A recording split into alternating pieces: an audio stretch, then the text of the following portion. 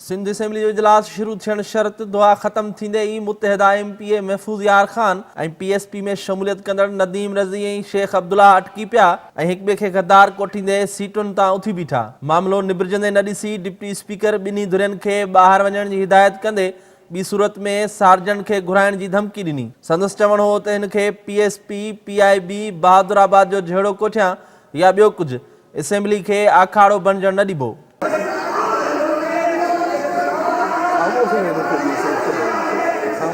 खामोश हो जाए।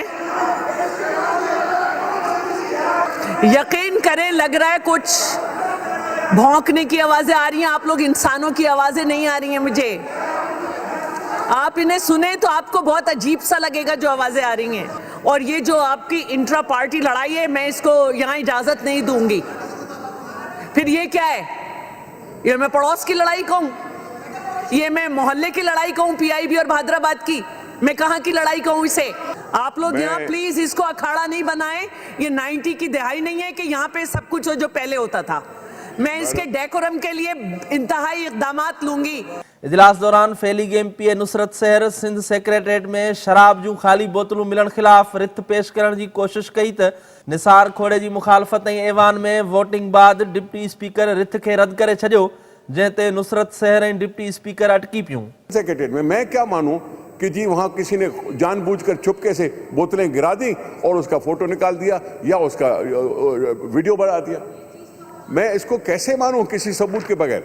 इजलास में टिन सूबाई वज़ीरनि जी गैर हाज़िरी सबब मेंबरनि जा ध्यान छिकायो नोटिस एजेंडा ते लॻल हुजण बावजूद पेश न थी सघिया, जंहिं ते डिप्टी स्पीकर तपी बाह थी वई। संदसि चवणो हो त सुभाणे वज़ीर न आया त हू इजलास मुलतवी करे छॾींदी। Call attention number 29। इसको टेकअप मैं नहीं कर रही हूँ क्योंकि लोकल गवर्नमेंट के मिनिस्टर नहीं हैं निसार साहब। कॉल अटेंशन नंबर 27 और ये भी लोकल गवर्नमेंट से है, तो ये भी मैं टेकअप नहीं कर रही हूँ। कल मुझे मिनिस्टर्स की प्रेजेंस जो है वो श्योर करें, ये नहीं तरीक़ा।